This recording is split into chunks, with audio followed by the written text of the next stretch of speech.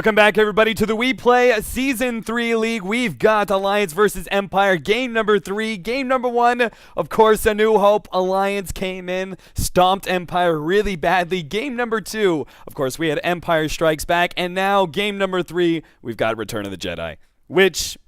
I know I'm probably going to get some hate for this, but it is the correct, objectively speaking, Return of the Jedi was the worst of this series. Hopefully, that doesn't happen here in this game number 3 between these two giants, because it has been one hell of a series so far. But let me go ahead and welcome in my co-caster. He's been with me through, well, part of the first game, all of the second game, and now joining me for game number 3. What's up, Nas? Dude, I'm good, and I'm sorry. If anybody argues with that statement about the original 3 movies, they're crazy. Yes, because yes. Of the originals. I like Jedi. I should just say, of the originals. But of the original 3, there's no question that it's the weakest. But anyway, Alliance are going to go ahead and go back to something that's been a staple of their diet, that being the Death Prophet. Of course, you know, in the old days, we're used to seeing S4 on that hero, but with a new patch comes new faces, and we are probably going to see 8 Mother go mid in that role. And Team Empire are going to pick up a hero that I felt like Alliance didn't get as much out of as I expected in the last match, that being the Skywrath Mage. And they're going to go with another one that's been coming on very strong lately in the Sand King. And we saw at ESL from FY what that hero is capable of. Yeah, for sure. The Skywrath Mage Sand King combo is actually a personal favorite of mine. I feel like the Skywrath Mage, they work really well together, right? They're both amazing magic damage dealers. They are very impressive going into the mid game, but I think one of the most important things for me is the laning phase, where the Skywrath Mage is such a strong harasser that he does basically 2 supports jobs. Like, that's how good he is at a harassing. So he can completely solo zone out an offlane hero, leaving the Sand King completely free to stack up the jungle, farm it with Sandstorm, and get that fast Blink Dagger. So it's not just about the Burrow Strike into a Mystic Flare combination for me. I actually feel like they've got a lot of synergy even in the laning phase that allows them to be such a potent duo. Couldn't agree more. I think that this is a laning duo that has a lot of strength in a lot of different setups. They can do okay roaming. They can do okay in a static tri-lane. We've even seen Skywrath Mage run occasionally in dual lanes, and I really like the flexibility. Ordinarily, in 6.81 and 6.82, I feel like picking your supports first is giving away a lot of information, but I think this duo has shown enough flexibility that you can get away with it. Now, I'm really intrigued by this Rubik pickup this early in the draft. What do we think about this? Well, it seems to be a favorite of Misery. Like, he's picked it up a number of times here in the past when drafting for Alliance. He did a great job in game number 1, had a bunch of stolen RPs that was able to do a lot of work. And you do have, I mean, Burrow Strike is one of the better, like, non-ultimate abilities you can steal. Skywrath Mage has a plethora of great options to choose from as well. So, in general, I feel like the Rubik is just kind of like a solid pickup that Misery knows he can perform well with. Yeah, I think that's right. He is one of the better players on that hero on the Western scene for sure. I feel like this is a hero that probably would have been there, although, again, you know you're playing Alliance. You probably are going to ban the Rubik at some point. It's more questioning taking him this early. I'm not sure that he warrants that. Yeah, and I'm looking at the list here, and Misery does have a very good career record on Rubik. Unfortunately, my Dat Dota is running a little bit slowly here. So ban's pretty standard again. We've seen Spectre ban pretty consistently in the second phase. The Batrider ban is something that I can get behind here. The Ogre ban, yeah, can't argue with that either. I mean, I know Admiral Bulldog has been on fire today. Like, his clockwork play in game 1 was he solo-handedly won the game for the Team Alliance. A little bit surprised though that we're still seeing the Batrider ban after a rather poor performance, I think you could say, at ESL. It wasn't just Batrider though. I mean, he just didn't look like himself in that tournament. And I think, you know, with that clockwork play earlier today, he's sent a message. He may be back. At least I hope so. The Ogre ban, I think, is a really good one. People forget Aki was running this hero before it was a thing, right? And Ogre for sure is just frightening now. I still hope we're going to get to see some core Ogre. Like offlane Ogre? Is that what you're thinking? I think, you know what? I'm probably just absolutely crazy, but I still think mid Ogre could work. in the Okay. right situation. Okay. He's capable of just bullying somebody in a lane so much. And I mean, he can use that mana early on.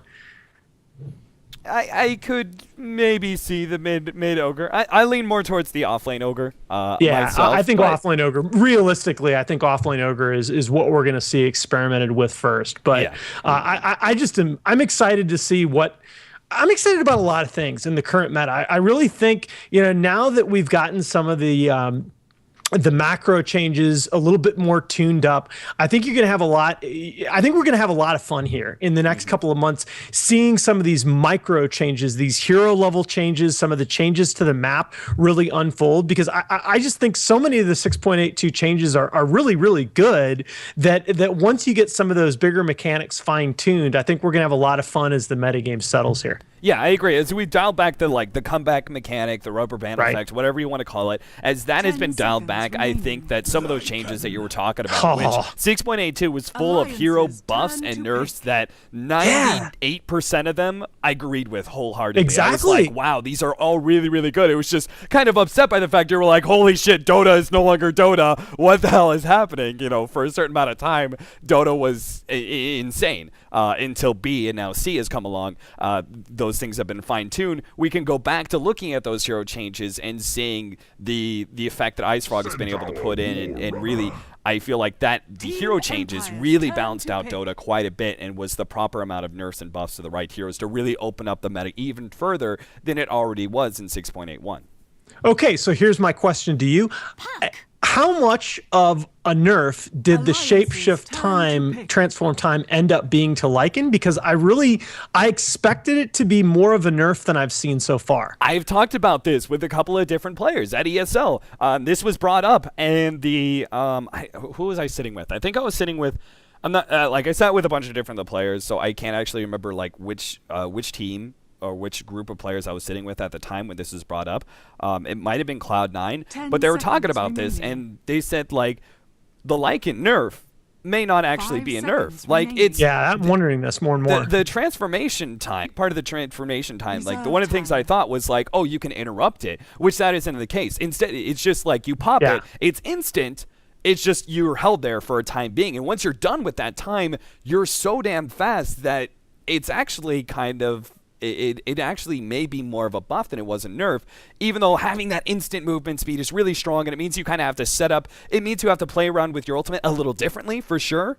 But it's no longer get out of jail free card, which I kind of like, right? Exactly, but I thought it was going to be like Spirit Breaker's ult, where if you stun him, he's screwed. Right, exactly. I mean, it's not the case with Shapeshift that if you stun a Lycan that he's just done for. So now this is going to be interesting to me too, because they have been drafting Puck for Resolution, and he is brilliant on this hero, but Puck's a hero that there are certain lane matchups where he gets really, really punished, and Resolution has really been able to soldier through on this hero and win mid against a lot of heroes, or at least do well mid against a lot of heroes that Puck would traditionally struggle against. So this is a very high impact pick for them, and the Lion, this is crazy, especially after the Puck pick. Yeah, this is, I mean, at the same time, the Puck is really good versus the Lion, and the Lion is really good against the Puck, right? It's all about who gets that initial jump, right? The Puck with the Blink Dagger is able to destroy the Lion because he's really fragile and able to pop him. He's got two easy supports to kill really, really quickly. But if the Lion is able to farm up enough and get a Blink Dagger of his own, that instant jump in and Hex can just wreck the Puck's day. So, in the early game, Puck will be strong against that Lion, against both these supports, and even possibly the Death Prophet and the Centaur as well. But as we start going in later into the game, this Lion will prove to be a very potent support hero that can counter many of the heroes on Team Empire. And I think this game might end up going a long way to answering the question that I had, right? Because does that new transform time for Shapeshift guarantee that Lion is going to be able to get his spell combo off onto the Lycan? If it does, that actually ends up being a big change, because, of course, Lion is a hero that's all about getting that big spell combo off and delivering that huge spike of burst damage. boy, I'll get to the silencer in a second. If this change to shapeshift means that he can get that spell combo off on the Lycan, Lion of course being a very slow hero, that ends up being hugely impactful. Then again, though, I just feel like these last two picks of Empire just completely shut down the Rubik and the Lion. Now, do you think this is going to be meaning that we're going to be seeing a like silencer in the safe lane, like in mid, or do you put the silencer mid up against the Death Prophet? Because that's a matchup I've seen a time or two before, and silencer actually does really well against the Death Prophet. Yeah, I think you're going to see, just based on player composition, I think you're going to see. I think you're probably going to see silencer mid. The only question that remains to me, oh my goodness, this draft in the last couple of picks, this has just gone completely off the rails in terms of where I thought it was going to go. I still think you're going to see. Okay, you're going to see silent on silencer, and that they've been running that a lot. You are going to see a Lycan mid and a puck offline. That was going to be my guess. I thought you might see silent on the Lycan. He really does play an excellent Lycan, but I can't disagree with the way they've chosen to lane this. This is a very good draft, though, coming out of both teams, because on the one hand, I feel like the puck and silencer picks really do take away a lot of what Alliance was trying to get done with their supports, as well as the Centaur. But then the Animage, I mean, the Animage is just, he really hurts a lot of those Empire heroes if he can get online. That continues to be the question for me. Does Animage have enough time to get those items built? Yeah, I'm really worried about that. I am not sure. Like, going specifically up against the silencer, picking the Animage into the silencer like that is a scary proposition. But what I think Alliance are going to be gunning for here is really running this these four aggressive heroes, right? The Centaur especially being one of the most aggressive. If they can get their supports up to at least level 6, they've got a lot of kill power between the two of them. And then Death Prophet as well is able to do a lot of work going into the mid game as well. So if they can just fight back Empire, maybe get some towers of their own, but also just delay the push that Empire is going to be putting up against them and just buy a load of time. We might have some action up here. Yeah, look at this. Smoke up. Misery is going to be able to get the telekinesis back into the Centaur stun. The Hex going down just in case to make sure that Solo had no Burrow Strike away, and Admiral Bulldog will be starting off with that first blood. So he can actually get his Tranquil Boots almost right away if he wants to. To me, that's the best hero that you can give the kill to there. I mean, I know a lot of people would default to the Animage, but getting that Centaur, right? His early Tranquils, his early Blink Dagger, I think in terms of the space that creates for the Animage, that's actually ends up being better than the Animage himself getting first blood. Yeah, I would agree. The early Tranquil Boots is going to allow Centaur to be super aggressive. And, also another small thing is the fact that Animage is usually a hero who's able to deal, unless he's going up against something really obnoxious like a Dark Seer Ion Shell Spam or something like that, he can usually do really well by himself in lane as soon as he hits level 4 or 5, which this will allow the supports to really move around. Now, Ake has been caught out. It looks like he's going to be our second blood right after the horn blows as he tried to go for the rune and ends up dying to silence last hit and gives away some free intelligence to him. Yeah, yeah, exactly. That last thing you said there is very, very important. You've got to be so careful giving away these kills early because, I mean, ordinarily, right after the first blood falls, you think about, well, the early kills, especially if it's a trial lane, that's going to happen. But anytime you're giving kills to a silencer, you know, I'm pretty aggressively here. Losing the intelligence on the Lion as well is really bad because you're a hero that is a very weak mana pool in comparison to how high costing your spells are. Lion's one of those supports who's always running out of mana, and that's why you have that mana drain and why many supports are actually choosing to level it up and go for like a 4-1-4 build, just because the mana is so important. And the mana drain has been buffed so many times that it's like, well, why not? I mean, mana is just as important for the enemy as it is for me. So if I can actually, you know, during a disable time, take away that hero's blinking mana away or the orb mana or something like that, then we've got ourselves a free kill. Yeah, you notice Yoki's held on to his skill point all the way until he hit level 2 so that he have both the orb and the phase shift. And he's in a bit of trouble here. He should be able to get the orb, phase shift, and jumps to the other side of the cliff. Very nice. Fortunate. Oh, no. Top play. My. That was actually where the dive was going to be at as Empire pick up another kill.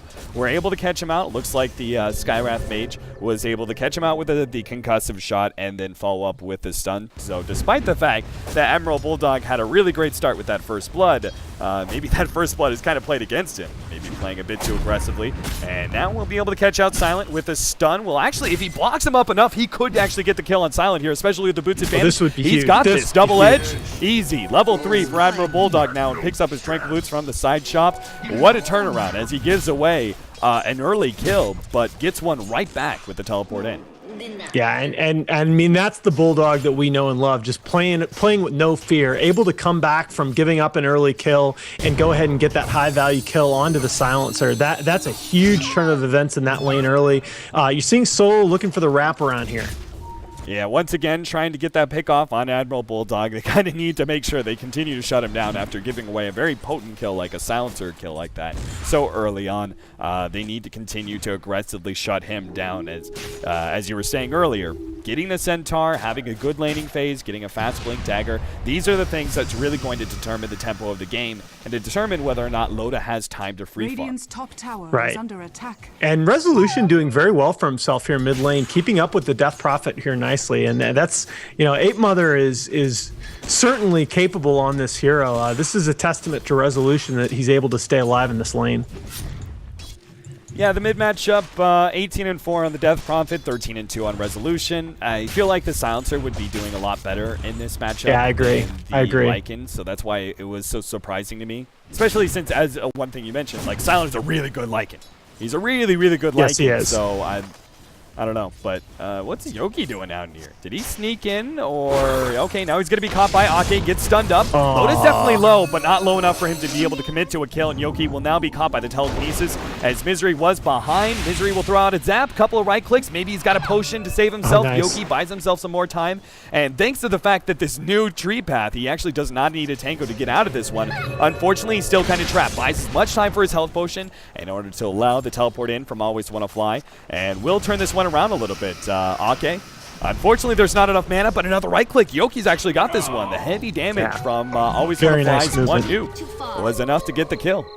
Yeah, very, very nice movement. You know, Yoki basically saying, hey, come down here. I got some free kills for you. And Always Wanna Fly is happy to oblige. Maybe a little clash here over the bottom rune as Misery able to zone out Resolution's Lycan, secure the regen rune for Ape Mother. And that really is important for him. He needs to exert his presence here on this Resolution Lycan. It's making me nervous that Lycan's able to stay so close to the Death Prophet mid.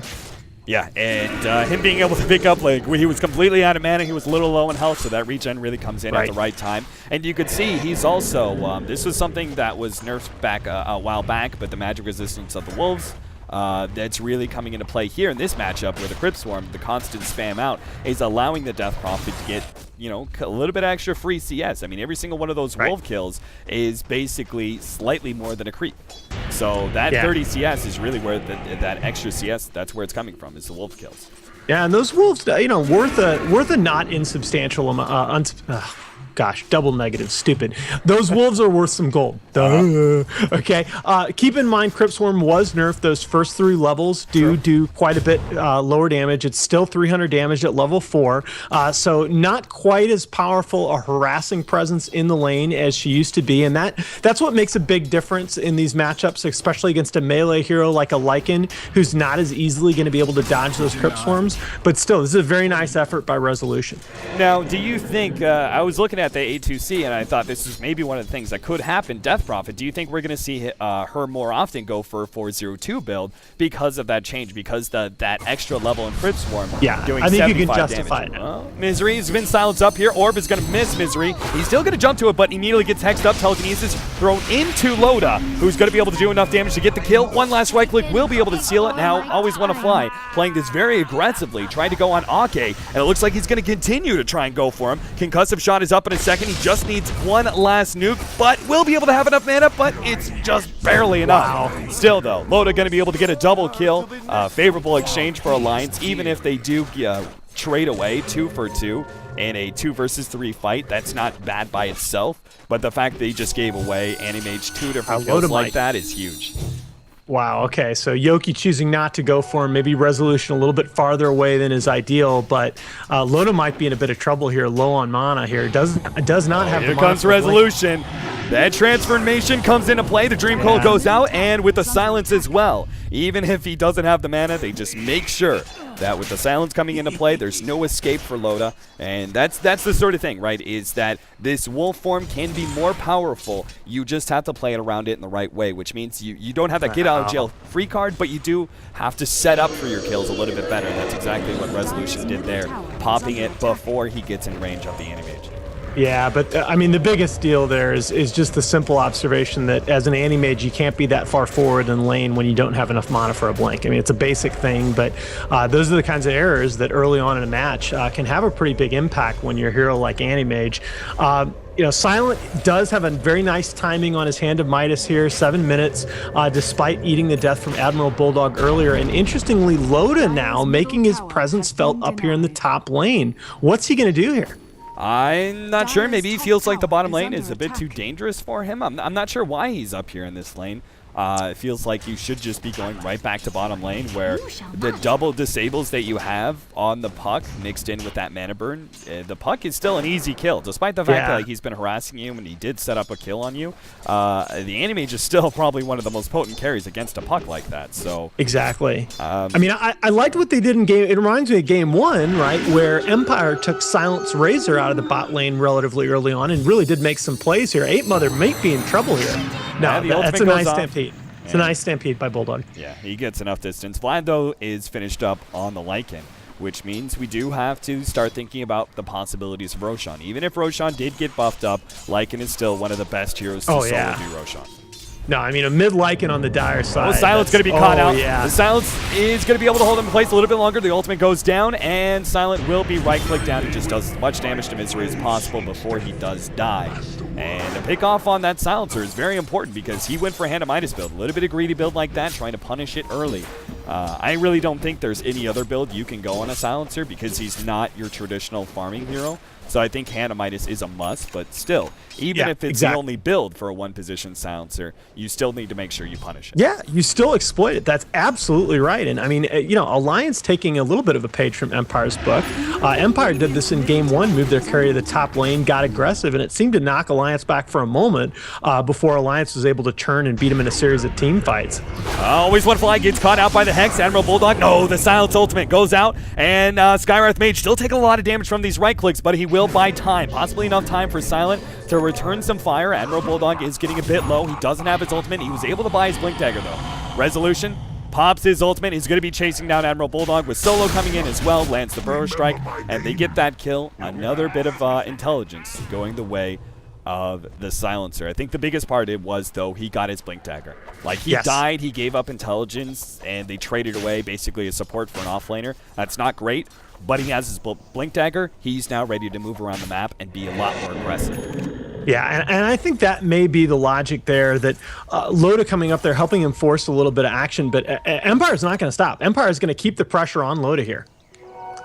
Yeah, for sure. And especially with the Blink Dagger being picked up by the Sand King, a hero that we really weren't looking at all just because he was doing the jungle the whole entire time. Sure enough, he picks up that well-timed 9-minute Blink Dagger. This is what happens when you give a Sand King free reign of his jungle. 9-minute Blink Dagger is the standard timing. Oh, yeah, and this really does a lot to counteract that early-ish Blink Dagger coming out from Bulldog. That all of a sudden... Dave Admiral Bulldog's going to pop his ultimate, and Resolution will just get one swipe with the claw.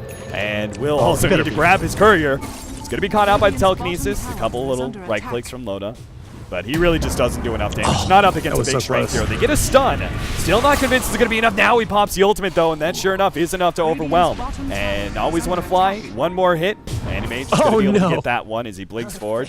And 2 quick kills as Resolution goes for a very ballsy attempt there. I think with the double damage route, he was just hoping to secure the top tier 1 tower, but they didn't have enough heroes. They already had 2 heroes in the bottom lane. They were pushing down a tier 1 tower down there. So that was just a greedy idea, thinking they could push down both the side lane towers and not get punished.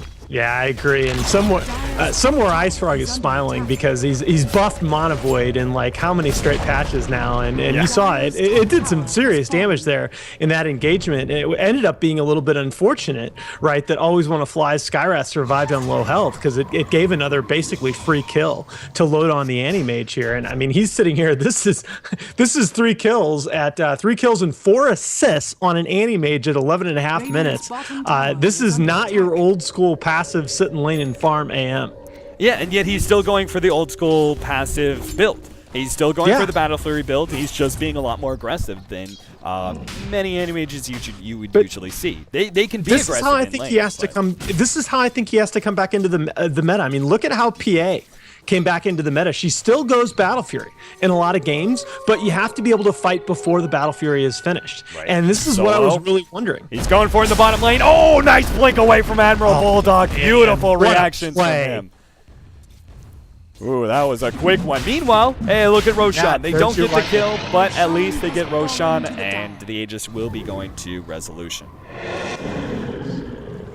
Yeah, and that's a big net win for them because they're in position now to really continue putting pressure. But this is why I think it's so important that Loda's doing what he's doing, that by being a dynamic presence here in the early and here at the start of the mid game, they make it a lot more difficult for them to just pick on and pressure the Anti-Mage in his lane like you usually would try to do. Well, the smoke up between Admiral Bulldog and Misery, especially since Misery has now popped his level 6, he can be a much more impactful in some of these small fights. Empire, this is about the time where they need to sit back and farm. Eventually, they're going to be going for the pushes and maybe trying to at least take some tier 1s and tier 2s before the Anti-Mage gets too big. Oh, Solo gets caught out. They got the counter vision for him as well. So he blinks in Sandstorms, and immediately that song is cut short. Yeah, that was a little unfortunate. Misery and Bulldog had just been kind of sitting there smoked, and Solo blinked forward and was going to use his Sandstorm to farm, and whoopsie daisy. But yeah, I mean, no, when you pick the Silencer carry like this and go hand to Midas, you're really looking to get at least the Aghanims up and online before you start forcing major engagements. 13.5 minutes in, sure enough, the 4-manning from Alliance, while we have Loda just doing his own thing, farming up as much as possible. Looks like he's almost to that Battle Fury. He's picked up one of the big swords and just needs the other one now. But still, we have Alliance who are looking for a pickoff in the enemy jungle with the smoke up between Admiral Bulldog and Ake. Not finding it just yet, as Empire really staying on the outskirts of the map, pushing in the side lanes as much as possible. Yeah, good map awareness here coming out from Empire. I mean, they kind of know that all 5 of the Alliance heroes are going to be, minus Load, of course, are going to be clustered here in the mid lane. And by the way, just since a couple people in the chat asked, Ape Mother is a player that you might have seen before with Coast Gaming. He's generally their carry player, has a very, very broad hero pool. And we might see Loda get caught out down here. This is a big kill if they can get it. Yep, the silence is going to be enough with all of the nuke damage, and they wipe him out. Anti-Mage gets picked off. 9-8 now, 14 minutes in. They continue to try and push down this tier 2 tower, but between the pickoff on the Anti-Mage and the tier 1 tower going down in the top lane, Empire in the last couple of minutes have staged. Resolution needs to be careful here. Yeah, he does have the silence. It's going to go out once again. The silencer, very liberal on his use of the ultimate just to make sure the heroes survive in these key scenarios. Dream Coil onto Ake. Yoki's going to be caught by that stun, and the silence goes out as well, making sure that Yoki can't really pursue. They wait out the Dream Coil and back themselves up. Misery, meanwhile, looks like he actually stole the Lycan form. He's going to have a little wolf of his own, which a Burrow Strike as well. He's going to run in, throw the Burrow Strike. Oh, no, the Yule Scepter actually means the Burrow Strike will miss. Yoki's still going to be in some trouble, makes the jump. No, actually couldn't get it off in time to the orb as the telekinesis holds him in for a bit too long. Misery making some big plays as they find another pickoff. Yeah, that was a buyback from the Sand King as well? What? Yes. I kind of didn't believe that when I first saw it. Yeah, I'm really happy to see both of these teams playing back at a level closer to what I think they're capable of. You know, just both had been struggling a little bit with consistency, and I like what I've seen from both so far in this match. But just to finish my point about Ape Mother, very flexible carry player, very large hero pool, has had some success in a number of different roles, and his was one of the names that I heard mentioned for Alliance's roster before they decided to go with Chessie. So these players do have some familiarity with each other. It's not as if he's coming in cold here. Tier 1 tower in some trouble, and if it does fall, there's going to be Necrobook 1 up for Resolution. As soon as he has that Necrobook 3, and Empire also have the Aghanims up for the Silencer, I think they've got everything they need to 5-man, and they're really going to be exploiting that key timing for the Anti-Mage. This is the thing. Their lineup comes online as a 5-man group, 5-man push lineup, right about the time where the Anti-Mage needs to like continue farming. Yes. Like he'll finish up a Battle Fury, and that'll be about the time where he's like, I'm getting so close to my Manta, I can't really fight without Manta. And even if he does have that, he's still squishy. He's a better team fighter once he does have that Manta, but he kind of needs some extra tank before he can really take over team fights. Well, I mean, it's almost 17 minutes, and he's not to Battle Fury yet. And look, they're going to keep doing this. I mean, you can see what Empire's thinking here. They're like, we're not going to let Loda have any space on the map, and I have no problem with them doing this. They've got a Lycan farming, they've got a Silencer farming. You take the other 3 heroes, and you pressure the hell out of this AM. The Anti-Mage gets caught out right as he blinks. They're going to be silenced. Epicenter, they're throwing everything they have, but the ultimate goes out. Oh, another one. Dream Coil snaps him. He's still silenced up. Admiral Bulldog will provide the interception. In fact, they're going to turn this around. Bar strike, line stuns aplenty. Going to be able to get 2 kills. Now the Aegis. Waiting for the Lycan to come back into play. Resolution is going to be turning into a wolf here. Gets that max movement speed. It will be able to get away. Goes to show how that shapeshift. Instant. You can't really stop it at all. Even if he's hexed up, he still turns into the wolf. And what's the stuns fade? Even as a frog, he's able to hop himself away out of danger. Yeah, great movement by Alliance there. Just Loda's able to survive for just long enough for the cavalry to arrive. And you know, the net gain of all of that was that what looked like an easy kill onto Loda's Anti-Mage turns into a kill on the Silencer, and that's going to delay his Aghanims by that much more. Yeah, that's huge. And now with a pickoff like that, it looks like they're going to be able to get a Tier 1 tower possibly. 8 Mother goes for it with his level 2 exorcism, pushing it in. Empire, the rest of them are going to be staging a defense here. And it looks like they don't want to let this tower fall. Even though they don't have the transformation. Hold up, they do have Solo, who is trying to sneak his way around the side. 3-man Bro Strike, Sandstorm going off. He's got to blink away in a second, but the Yule Scepter will put a stop to that one. 50 damage ensures the Blink Dagger is disabled. And 8 Mother. That item is so good, another kill. Yeah, that was definitely a big change. The Yule Scepter, the 50 damage, making it... before it was a terrible item. Now, well... And I'm not terrible, but yeah, it just, that was one of the biggest item buffs that I've seen recently. Although the Bloodstone buff, depending on how things go, may end up being a contender for that crown. But, you know, you can see Loda has finished up his Battle Furies, 1k progress toward his mana style, so it's not going to be the worst timing in the world. But again, he really did, after having a nice dynamic early game, he really did stall up there for a little while, and Empire's been able to get things done in that window. Kind of important that Alliance has been able to stop the bleeding as Loda finishes his Battle Fury. And I think this is part of the reason that you generally see the old school Anti-Mages, they would just sit and farm because that Battle Fury timing was so important. And the fact that Anti-Mage, well, he did have a very dynamic the laning phase by moving around the map and being able to be a part of those kills, it did help out his net worth, but it's not as much as it would have if he just sat there AFK farming. He didn't pick up that 13-minute Battle Fury, which is what the old school timing was. That was like the standard for old Battle Furies, 13-minute Battle Fury, and then you rapidly build into a Manta from there. Part of the reason is because you're going to be able to take advantage of that timing where you just have the Battle Fury or even just the Manta. I think Empire really going to be able to exploit that timing, and if they play it right, that means Roshan should be theirs, and that means all the Tier 2 should be theirs as well, as soon as the Necrobook 3 is up, and as soon as that Aghanims is up. Those are 2 gigantic upgrades for team fights.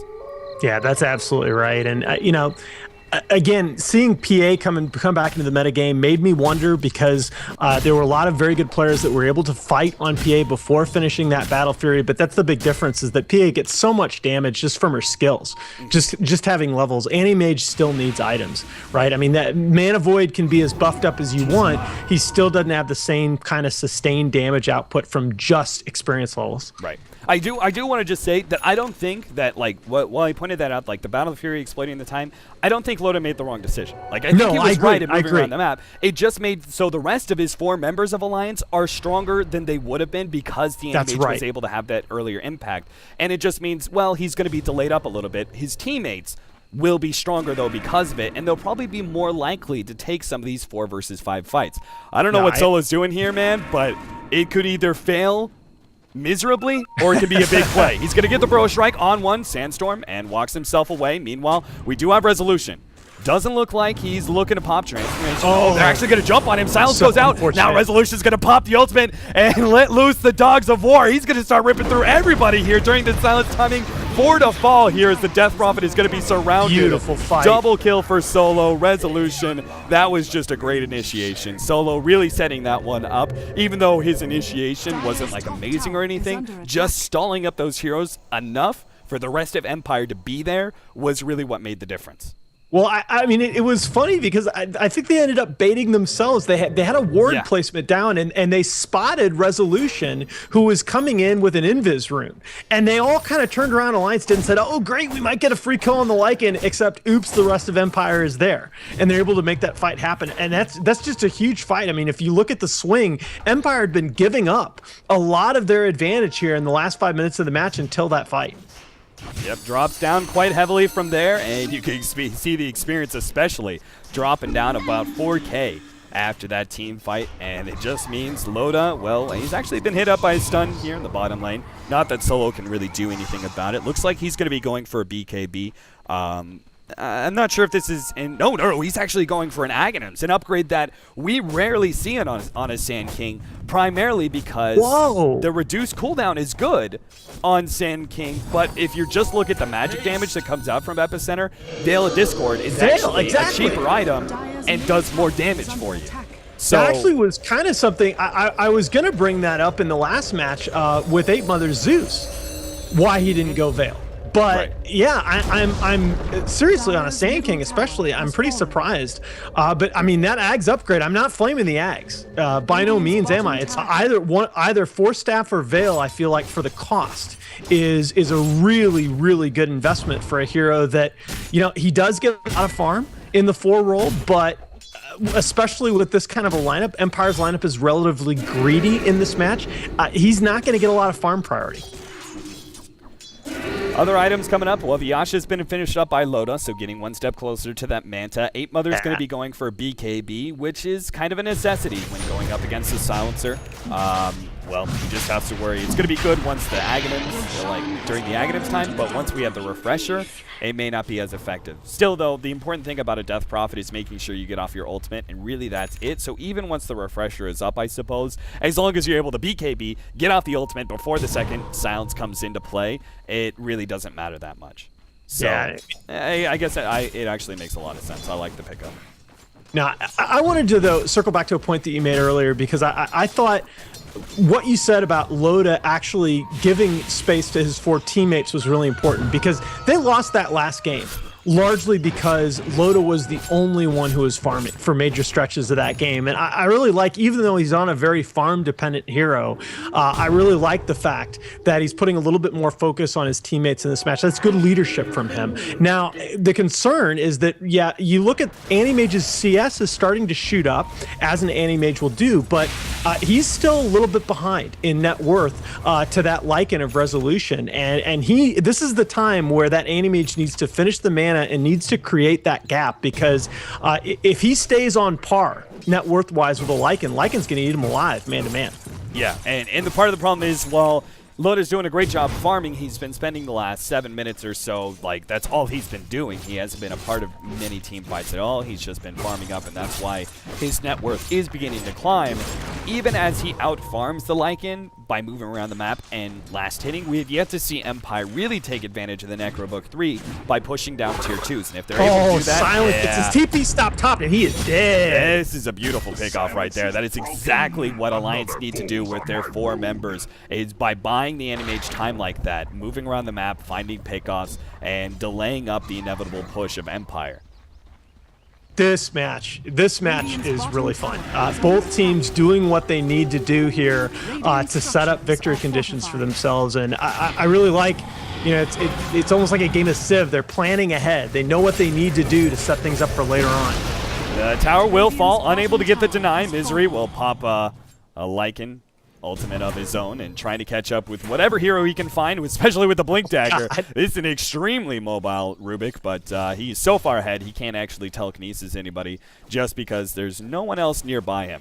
And that's why the rest of Alliance leave that tower to be, and will continue to go for that farm. Now, Loda's got the straight-up Manta, and this is nice, but he still needs to be able to pick up a little bit of normally tank items, but for this game, it looks like it's going to have to be the BKB. Up against the Silencer, I would hazard a bet this has got to be his third item. Yeah, I mean, it's risky though, right? Because the Silencer is going to have his refresher before long. Yeah. And the BKB loses a lot of its value if you've got that second global silence behind it, right? Just because of that kind of unique interaction between global silence and BKB. So, I mean, I think BKB is probably still the best bet as Loda's next item, but I wouldn't be surprised to see him opt for something else here. He really, either the heart for split push or maybe even a damage item. Yeah, I would agree with that. I don't think the BKB is locked in. It's the fact that you're right. Like once the refresher is online for the Silencer, it means that BKB is a lot less effective than it normally would be as a great pickup. He has to worry about a lot playing of as a damage. team here in the mid lane again. They've been doing this all game long. Yep, smoke up, they'll catch out Yoki. So that is a pick-off they desperately needed. Now, I'm not sure if they have the cojones to really push down middle lane. One of the options would be as your 4-man, you push down middle lane and try and force the rest of Empire to TP back to you. The problem would be you wouldn't be able to take a fight. You would have to try and get yourself away from the enemy team and not be caught by Empire, which is risky as all hell when you're going up against like heroes like Sand King with the Blink Dagger and like it's pretty hard. I mean, they have a lot. Both sides have a lot of mobility in this match. And because they don't go for it, it's the safer play, but it means they guarantee lose this top tier 2 and will have to back up and play defense themselves as the push comes into their tier 3.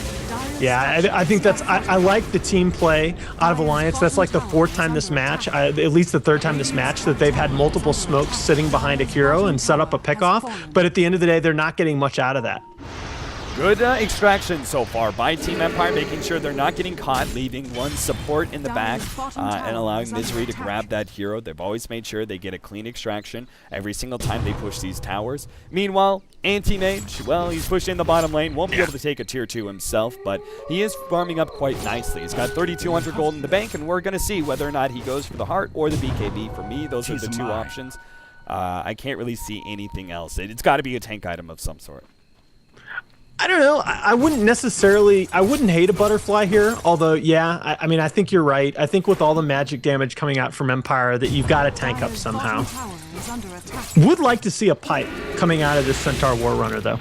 Oh, I would agree with that. I mean, it's like even the Anti-Mage. When even the Anti-Mage is threatened by magic damage, that's Resolution might be in a great deal of trouble. Yeah, the silence goes off. Resolution will be able to have enough time. Epicenter was charged up by Solo, unable to catch anybody though. And now possibly the turnaround. Resolution pops his BKB, gets off his ultimate, and they're going to continue to chase this. Get off Solo. 8 Mother's going to be able to throw out the exorcism. Will be able to get that 1 kill. Meanwhile, farther forward, Silent has been picked off. Bulldog gets the stun. Silent continuing to go on him as Loda jumps in, is able to finish off. Get the double kill for 8 Mother, teleport away from Always Wanna Fly. Doesn't look like anybody else is going to be caught, but still great fight for Alliance. And that was all about Alliance's anticipation. Really sniffed out the bait by Resolution there. Solo almost set the hook with that Epicenter, and that would have been a beauty. But Alliance kind of right at the last minute sniffed it out, backed up. The Epicenter all but whiffed, and they were able to create a couple kills coming out of it, including on the Silencer, who did. Okay, so